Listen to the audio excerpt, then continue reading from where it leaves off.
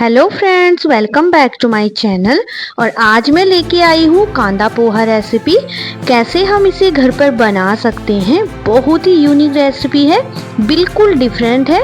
एक बार पोहा अगर इस तरीके से बनाएंगे तो हमेशा ही बनाते रहेंगे। तो बहुत ही यूनिक, टेस्टी और हेल्दी पोहा रेसिपी है।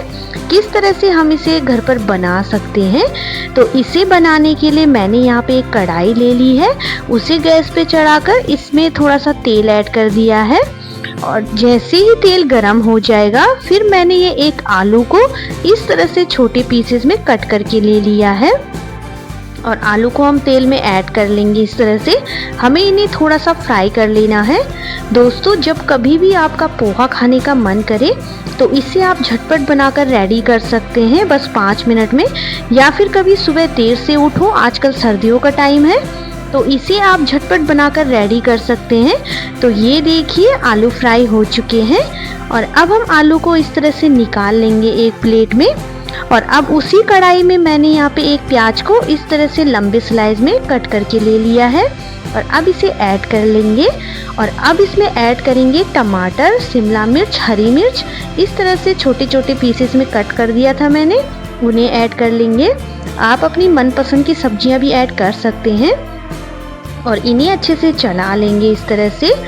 और आप देख सकते हैं दोस्तों कि इसे बनाना इतना आसान है कि आप झटपट से बनाकर रेडी कर सकते हैं। तो अब इन्हें अच्छे से मिलाने के बाद हम इसमें मसाले ऐड करेंगे। पहले हम इसमें आलू ऐड करेंगे जो हमने फ्राई करके रखे थे। उन आलू को ऐड करने के बाद इसमें हम मसाले ऐड करेंगे।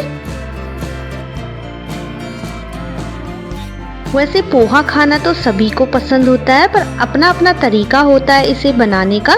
कोई सिंपल तरीके से बनाता है तो कोई डिफरेंट स्टाइल में इसे बनाकर रेडी करता है। और इन्हें अच्छे से मिक्स करने के बाद अब हम इसमें मसाले ऐड करेंगे। तो मैंने मसालों में लिया नमक स्वाद अनुसार, थोड़ी सी हल्दी पाउडर, थोड़ा सा धनिया पाउडर और थोड़ा सा गरम मसाला ऐड कर देंगे।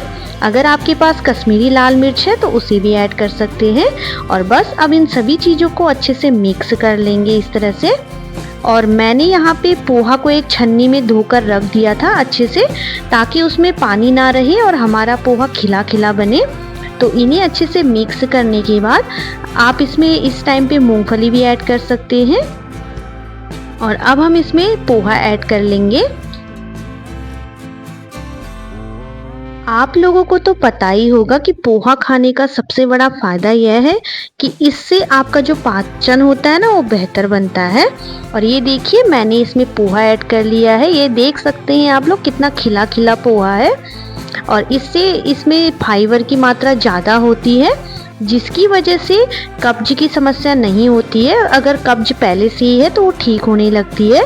इसे आप शाम या सुबह हल्के नाश्ते की तरह खाया जा सकता है। आप इसे सुबह के टाइम पे बनाओ या शाम के टाइम पे, आप इसे झटपट बनाकर रेडी कर सकते हैं।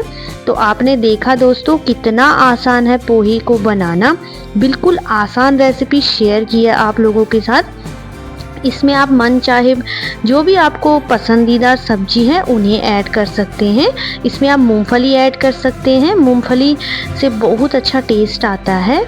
तो ये देखिए, हमारा पोहा बनकर रेडी है। तो अब गैस को बंद कर लें और गर्मा गर्म सर्व करें।